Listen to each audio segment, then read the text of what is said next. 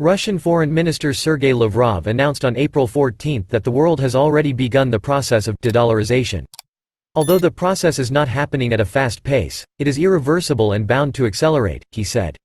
Lavrov cited the improper and severe abuse of power by the United States and other countries in the global economy, forcing other countries to face illegal unilateral sanctions, especially Russia. Lavrov stated that sanctions are a dead end and not a solution, as many countries and politicians have realized. Many countries around the world have been advancing their efforts towards currency settlement in their own currency and reduce their holdings of U.S. bonds and other U.S. dollar-denominated assets. The increasing popularity of de-dollarization is due to the changing political and economic situation in the world. Some countries are reducing their dependence on the U.S. dollar for their own financial security and seeking alternative trading currencies for economic and trade benefits. For many years, the U.S. dollar has been the most important currency for international trade settlement, financial markets, and foreign exchange reserves. However, the international monetary system based on the U.S. dollar is facing challenges as more and more countries or economies promote de-dollarization policies through innovative cross-border payment settlement mechanisms, bilateral currency agreements, and diversified foreign exchange reserve management. This month, the Indian Ministry of External Affairs stated that India and Malaysia have agreed to settle their trade in Indian rupees. Earlier, Brazilian President Lula and Argentine President Fernandes announced that the two countries will work together to create a common currency for the Latin American region, and invite other countries in the region to join in order to promote regional trade and reduce dependence on the U.S. dollar. The global de-dollarization movement can be broadly divided into three aspects. First, increasing the use of non-dollar currencies in international trade settlement arrangements. For example, Brazil and ASEAN countries are considering settling trade in their own currencies. Iraq has allowed the use of the RMB to settle trade with China, and Saudi Arabia has expressed an openness to settling trade in currencies other than the US dollar. Second, reducing holdings of US assets such as US Treasury bonds. The proportion of foreign investors holding U.S. Treasuries peaked at around 43% during the 2008 financial crisis and has since fallen continuously, reaching 23.6% at the end of March 2023. Third, central banks of various countries are achieving de-dollarization by diversifying their reserve assets. Data shows that the U.S. dollar's share of global foreign exchange reserves has fallen from 71% in 1999 to 58% at the end of 2022. The main reason for the rising trend of de-dollarization is the changing global political and economic situation.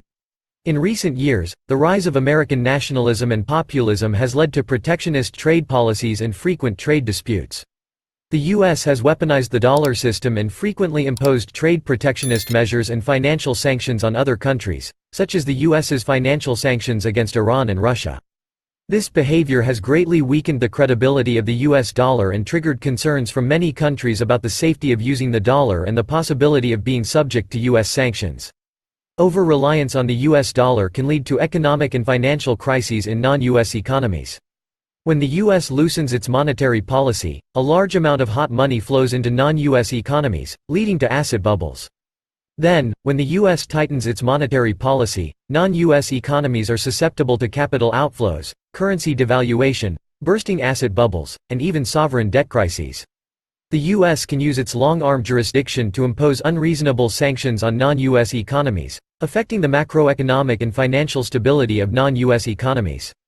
The adjustment of US monetary policy often disrupts the exchange. The limited US dollar supply, which has intensified the challenges faced by the global monetary system.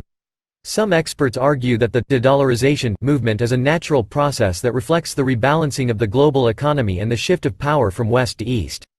The use of a single currency for international trade settlement, financial markets, and foreign exchange reserves has created systemic risks and vulnerabilities in the global financial system.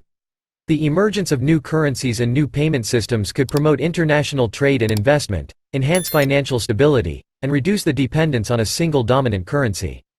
However, others caution that the process of de-dollarization could also bring about new risks and uncertainties. The diversification of reserve currencies and the fragmentation of the global monetary system could lead to increased volatility in exchange rates, capital flows, and asset prices. The lack of a clear global reserve currency could also make it harder for central banks to coordinate their monetary policies and respond to global economic shocks. In conclusion, the global process of de-dollarization is an ongoing trend that reflects the changing political and economic landscape of the world.